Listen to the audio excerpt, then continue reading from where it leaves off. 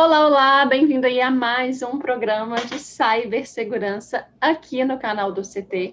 Se você ainda não está inscrito, clica aqui, se inscreve no canal. Tem vídeos semanais e tem muito conteúdo. A gente já teve vários programas. Eu te convido, se você ainda não viu, a ver os programas antigos que a gente tem. Ao meu lado aqui, Renato. Tudo bem, Renato? Olá, tudo bem, pessoal? Tudo bem, Michele? Como é que vai? Tudo ótimo. O Renato ele é especialista em cibersegurança e hoje a gente vai bater um papo sobre acontecimentos mais atuais. Renato, qual que é o assunto aí propriamente de hoje? Hoje nós temos notícia aí da semana, né, de duas empresas que tiveram, infelizmente tiveram incidentes que são interessantes a gente comentar aqui, com Uhum. base toda aquela teoria que a gente já vem tratando, né? Então acho que vai ser Sim, legal a gente pegar esses casos específicos e discutir um pouquinho à luz do que a gente já vem conversando. ótimo. Então, eu vou compartilhar aqui uma tela, tá, Renato, de uma notícia mais atual. Deixa eu achar ela aqui. Só um minutinho. Deixa eu compartilhar ela aqui. Agora aqui. Pronto. Tá aqui na tela nossa. Bom, a notícia do New York Times primeiro, né, Renato? Vamos começar pelo New York Times aí, então. Todo mundo conhece nesse jornal que é referência no mundo inteiro. E aí eles publicaram essa matéria bem interessante, acabou sendo repercutida em todas as mídias, em todos os sites de discussão social, etc. Que a FireEye, que é uma das firmas, das empresas mais importantes de cibersegurança no mundo, Uhum. declarou que foi hackeada numa escala nacional nos Estados Unidos. Uhum. É uma notícia bem impactante, né?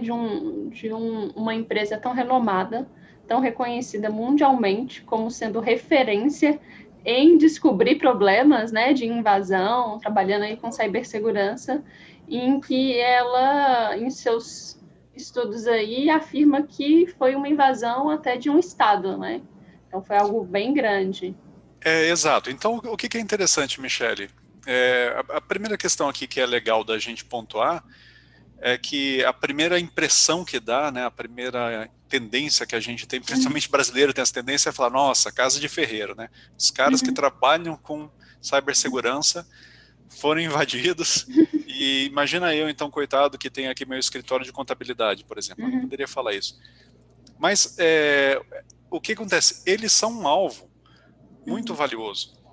Então, o que é interessante é que eles declararam publicamente, dentro de uma postagem que tem num blog deles, que detectaram que teve essa invasão, que teve comprometimento de informações, então dentro daquela escala ATT&CK que a gente já conversou, uhum, eles chegaram a reconhecer que teve exfiltração, saída de dados importantes uhum, de dentro dos servidores deles. Em particular, o que saiu são ferramentas justamente para hackear sistemas de computação, ou seja, uhum, ferramentas de invasão de cibersegurança. Então, como essa empresa, ela é especializada nessa área, eles guardam lá dentro do ambiente deles uhum. vírus, worms, trojans, ferramentas de invasão. E aí, o que os hackers queriam era justamente ter As ferramentas. acesso a essas ferramentas. Então, o que fica muito interessante, é muito evidente para a gente, e é interessante pontuar isso, é que isso não é nada absurdo, isso não é nada fora do comum. A gente vê no Brasil invasões de caixa eletrônico, banco 24 horas, agências bancárias, teve casos tristes recentes, inclusive, que cidades foram sitiadas por bandidos. É lógico, é ali que o dinheiro está. Nesse caso aqui, é ali que a ferramenta de invasão de cibersegurança estava. Então foi lá que os bandidos foram invadir. E eu, você, todo mundo que está nos vendo, quando está sujeito a uma invasão, não vai ser um exército que vai tentar nos invadir. Vai ser um hackerzinho, um grupo pequeno, um pequeno bandido que vai tentar ter acesso aos nossos dados.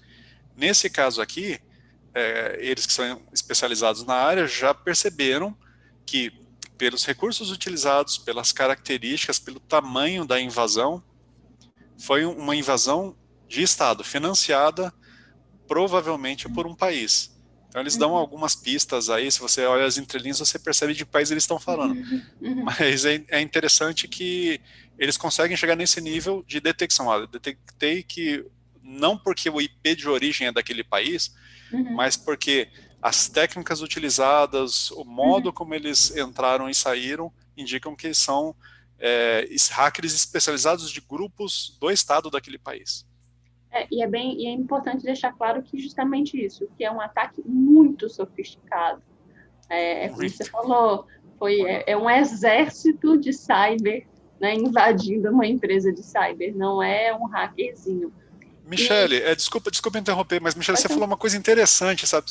Você falou o exército.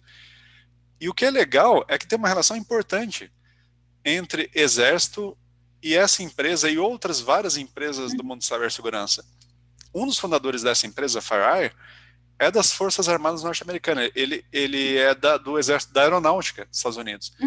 Então, muitas das empresas que a gente fala no dia a dia, a gente fala muito McAfee, Symantec, Trend Micro, todas essas empresas têm ou tiveram no seu passado membros de Forças Armadas. E muitas das tecnologias que a gente usamos hoje, da Rússia, dos Estados Unidos, Israel, nasceram nas Forças Armadas desse país. Então isso é muito importante, é interessante você ter falado usado esse termo aí. É um ponto interessante porque quando a gente estuda eletrônica, né, fugindo de cyber, mas estuda telecomunicações, são tecnologias que cresceram durante guerras. Foram tecnologias que deram um pulo exponencial e assim é com cyber, né? Então, Sim. o poder militar hoje, ele não é só físico, ele também é cyber, né, Renato? Exatamente, até coisas do nosso cotidiano, como o forno micro-ondas, etc., são coisas que nasceram no mundo do militar, da guerra. E o maior orçamento do mundo é um orçamento bélico, então não tem como fugir disso. Acaba sendo importante a gente reconhecer que boa parte, tanto dos ataques cibernéticos como das tecnologias de defesa cibernética, nascem no mundo militar.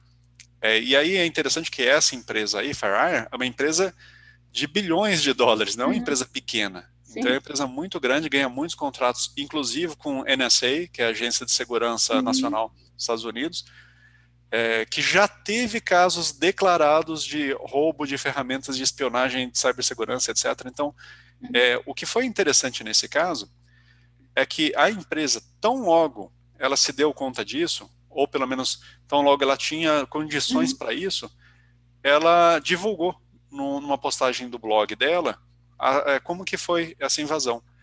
Então, tem aí uma página que é uma postagem do blog em que eles mencionam, olha, foi assim que aconteceu, as ferramentas que vazaram não são ferramentas novas, não são ferramentas zero day, né, que eles chamam, significa ferramentas que ainda não tem nenhum antivírus, nenhuma detecção disponível, já eram ferramentas conhecidas.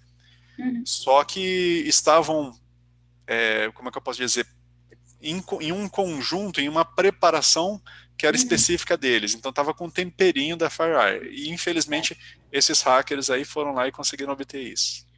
Eu acho que 2 pontos muito importantes sobre esse artigo novo. Primeiro, a transparência da empresa, como a gente vem falando, né, isso é muito importante. Sim. E segundo, para a gente que estuda cyber, que está no mundo de tecnologia, é muito claro e fica até repetitivo a gente falar que não existe nenhum sistema 100% seguro. Mas para o cliente final, para os leigos, para uma pessoa que não está no mundo de tecnologia, não é tão claro. Eu fiz uma live na terça e uma das perguntas no chat era: Michele, existe um sistema 100% seguro? Eu tenho a impressão que não. Ou seja, ser totalmente leigo no assunto. Para a gente parece óbvio que não tem nenhum sistema 100% seguro.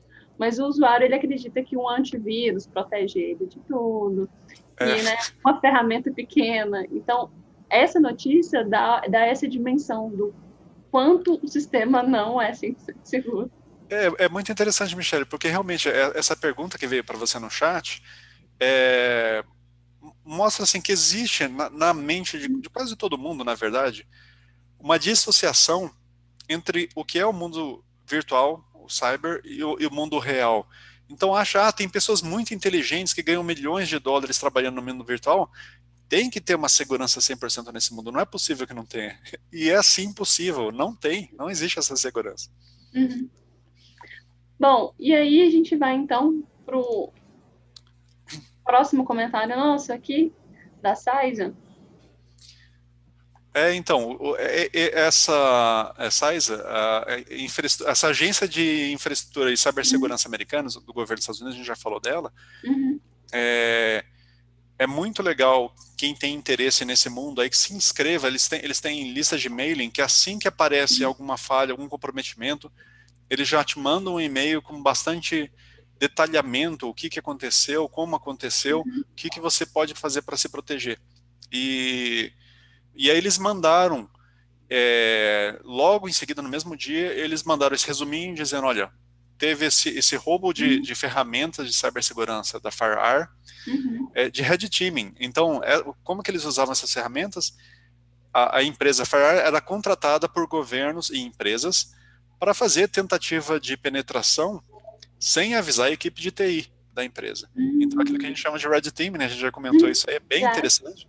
Então, imagina, essa caixa de ferramentas que essa empresa usa, teve hackers que conseguiram acessar, não são qualquer hacker. Que é poderosíssima. Poderosíssima, exatamente. E aí a empresa, como ela é muito, quer dizer, agiu de modo ético nesse caso, ela já publicou imediatamente uma postagem no blog deles explicando o que aconteceu, por que aconteceu, o que eles fizeram para mitigar. E aí, no último link que tem aí nessa publicação... Posso abrir? Pode sim, da CISA. O da Fire? Essa aí é a publicação deles, né? Então eles foram explicar como é que foi o cyberataque, a invasão, quem que invadiu, que indícios a gente tem que foi uma invasão não de uma única pessoa, não de um grupo particular, e sim de um grupo estatal, um grupo que tem financiamento estatal, muito provavelmente um envolvimento de forças armadas. E aí eles, no final eles colocam, olha, toda essa declaração que a gente está falando aqui de riscos, de impactos possíveis, etc., com base em uma premissa proativa. Então eles colocam no rodapé, a gente está fazendo isso proativamente, pode ser que não aconteça nada, pode ser que tenha efeitos catastróficos aí para várias empresas, mas o que foi muito legal, eles falaram assim, olha, a gente vai abrir uma página dentro do GitHub, que é um site muito grande, acho que é o maior site do mundo de armazenamento de código-fonte, de programas, e vamos colocar lá assinaturas para ferramentas de antivírus, para ferramentas de buscas de intrusão, com a assinatura da ferramenta que a gente usa e que vazou.